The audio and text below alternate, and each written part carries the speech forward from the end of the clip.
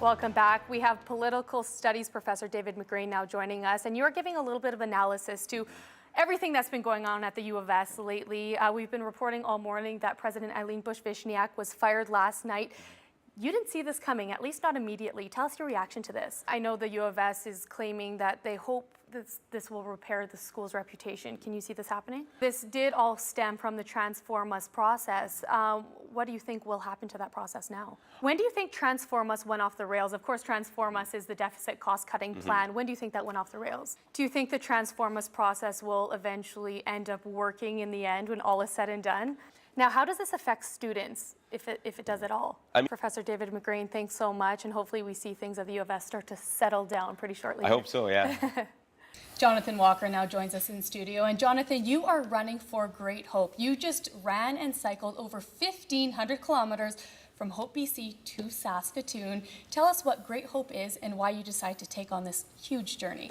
And you're hoping to raise $115,000. Lofty goal. How are you doing with it so far? And if you don't reach your goal by the beginning of July, are you going to keep going until you reach that goal? Glad to hear that. Now let's talk a little bit about your journey. Started in Hope, BC, and you faced a couple obstacles along the way, a knee injury, so you started cycling. And you actually rolled into Saskatoon on your bike around 4:30 in the morning, braved the wind, the cold, the rain, Wednesday morning. Yes. How was this for you? And if people want to donate, where can they go? Wonderful. Well, thank you so much for joining us, and good luck with all of your efforts. We wish you the best. Thank you so much, Jessica.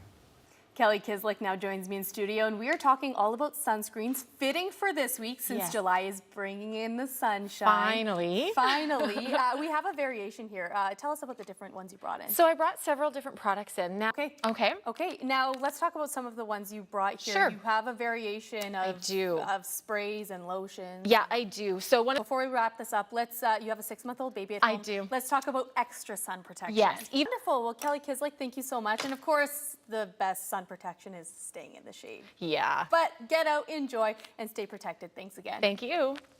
Bowden Corden now joins me in studio, and you are a U of S political studies professor. You are also the head of Prairie Center for the Study of Ukrainian Heritage. Thanks so much for joining us.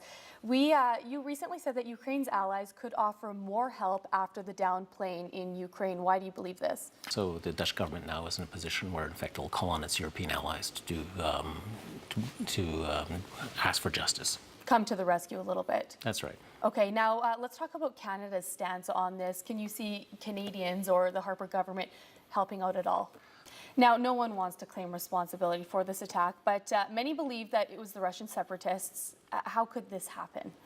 Absolutely. Okay, now, could we see the West committing military assets to end this conflict? What kind of help will they be giving if they do? So much more we could talk about this, but unfortunately, we're out of time. Bowden, thank you so much for joining us. Thank you. And stay with us. The morning news continues right on the other side of the break.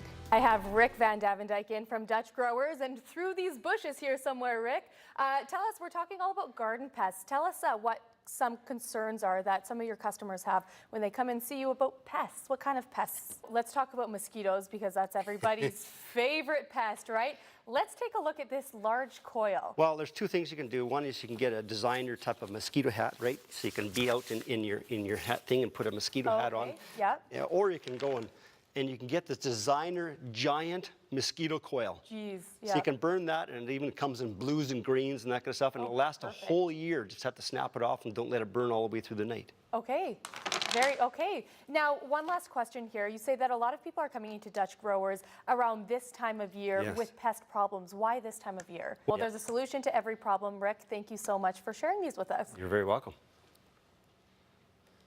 And stay with us. The morning news continues. It's 6:48.